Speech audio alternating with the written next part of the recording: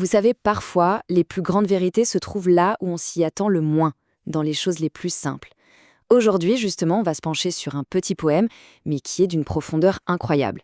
Il prend une image toute simple, celle d'une plage, pour nous parler de curiosité, de savoir, et finalement de notre place dans le monde. Allez, c'est parti pour cette exploration de marée descendante. Alors, tout part d'une scène que, franchement, tout le monde connaît. Une plage, recouverte de galets. C'est une image qui peut paraître banale, et pourtant il y a quelque chose d'infini là-dedans. Et c'est justement ça l'invitation du poème, nous pousser à nous arrêter un instant et à regarder de plus près, à voir ce que cette scène, en apparence si simple, cache vraiment. Et voilà comment ça commence, avec une phrase toute simple. Les galets sur le rivage sont nombreux. C'est juste une constatation, une déclaration d'abondance. Mais ça y est, le ton est donné. On est tout de suite dans quelque chose de contemplatif. On ne se concentre pas sur un seul galet, mais sur la multitude. Tout un univers de pierres polies par l'eau. Et c'est là vraiment que le cœur du poème se met à battre. On nous présente une opposition, une vraie divergence dans la façon de voir exactement le même paysage. La question, ce n'est pas tant ce qu'on regarde, mais qui regarde. Et là, le contraste est saisissant. Vraiment. D'un côté, on a l'enfant. Pour lui, chaque galet, c'est une découverte, un trésor, une source de fascination. C'est la curiosité pure, brute. Et puis, de l'autre côté, il y a le vieil homme. Et pour lui, eh bien, cette fascination a complètement disparu.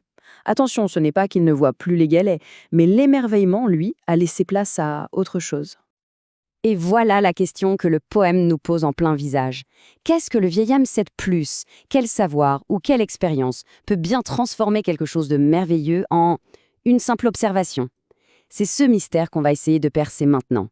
Bon, heureusement, le poème ne nous laisse pas chercher trop longtemps. Il commence à nous donner des indices, à nous révéler la nature de ce savoir.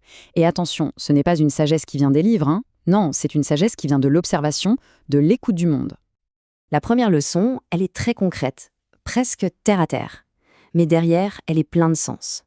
Le vieil homme, lui, il ne voit pas juste une pierre. Il voit ce qu'on peut en faire.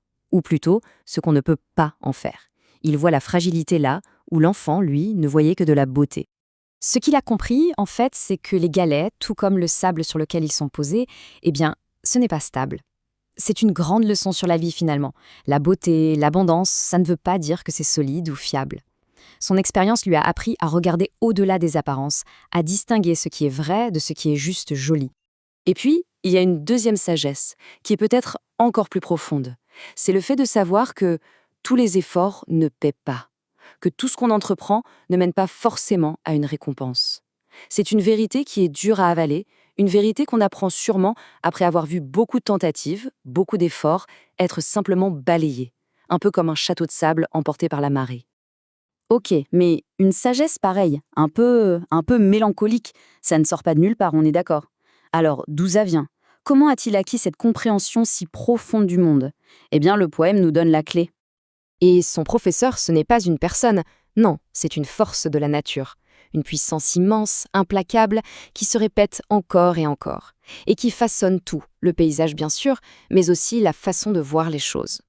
La réponse, elle est là, dans le poème, et elle est magnifique de simplicité. C'est la marée. Tout simplement. C'est ce mouvement sans fin de l'océan, ce va-et-vient qui apporte et qui reprend, qui polit les pierres et qui redessine la plage, voilà la source de tout son savoir. Bien sûr, ici, la marée, c'est beaucoup plus que juste de l'eau qui monte et qui descend. C'est une métaphore. C'est le temps qui passe, les cycles de la vie, les hauts, les bas, tout ça. C'est la répétition des expériences, encore et encore, qui finit par nous enseigner les leçons les plus importantes. Celles qui, justement, remplacent cet émerveillement un peu naïf du début par une compréhension plus posée, plus sobre. Et on arrive au point culminant du poème, le vers final, celui qui change tout, qui renverse complètement la perspective et qui nous révèle la vérité la plus importante de toutes. C'est vraiment là que toutes les pièces du puzzle s'assemblent. Parce que, jusqu'à maintenant, le vieil homme était un observateur. Il regardait les galets de l'extérieur. Mais la leçon ultime de la marée, ce n'est pas ça. Ce n'est pas une leçon sur comment observer le monde. C'est une leçon d'identification. On passe de « je regarde ça » à « je suis ça ». Et voilà le vers probablement le plus puissant de tout le poème. Le vieil homme ne se contente plus de voir des pierres sur la plage, non, il se voit lui-même. Il se voit comme un galet parmi des milliers d'autres, poli, déplacé, façonnée par les grandes forces du temps et de la vie, posée là, sur un sol qui n'est pas stable. C'est l'acceptation totale de sa propre place, de sa propre petitesse, de sa condition. Finalement, tout ce poème, c'est un cheminement vers l'humilité. Ça se fait en plusieurs étapes. Au début, il y a la curiosité de l'enfant, qui regarde tout de l'extérieur. Ensuite vient la connaissance de l'adulte, du vieil homme, qui comprend comment le monde fonctionne. Mais la sagesse, la vraie sagesse, elle n'arrive qu'à la toute fin, quand on applique cette connaissance à soi-même, quand on se reconnaît comme une toute petite partie de ce grand ensemble. En résumé, ce que ce poème nous dit, c'est que savoir plein de choses sur le monde, c'est bien, mais c'est moins important que d'avoir conscience de soi. Savoir qu'on est juste un galet parmi la multitude, c'est peut-être ça, finalement, la sagesse la plus humble, mais aussi la plus profonde qui existe. Et tout ça, ça nous laisse avec une question pour la route. Si la marée, c'est une métaphore de notre propre vie, avec ses hauts et ses bas, ses succès, ses échecs, toutes ces forces qui nous façonnent, alors, quelles leçons nous enseigne-t-elle sur nous-mêmes? Est-on capable, de temps en temps, de faire comme ce vieil homme et de se voir simplement comme un galet sur le rivage?